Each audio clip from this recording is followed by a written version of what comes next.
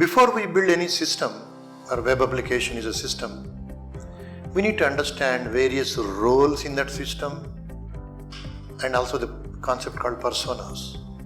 Persona is a fictitious representation of a role. Why we use the concept of the user here in Agile is, user roles give more dimension to the user who exactly is going to use the application. For example, as a new subscriber, I want to register to the Virtulearn.in portal.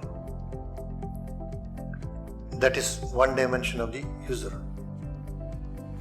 Another dimension could be, as an existing subscriber of Virtulearn.in, I want to update my subscription. I want to upgrade my subscription so that I can learn additional courses. As a corporate user, I want to buy bulk of subscriptions so that my employees probably can use. You see the dimensions of the user. These dimensions give the developers who are implementing the application better information about the product, their priorities, and various features that they need to build for such users. Also, they can infer from these roles and personas.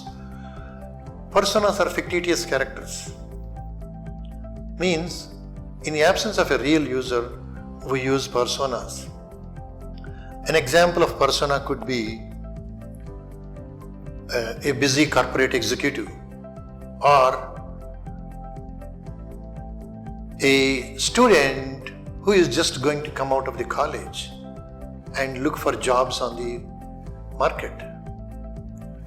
Those are specialty users who have specific needs. Looking at user roles and personas before we design the application gives us the opportunity to put more and more features into the product that satisfy our customers.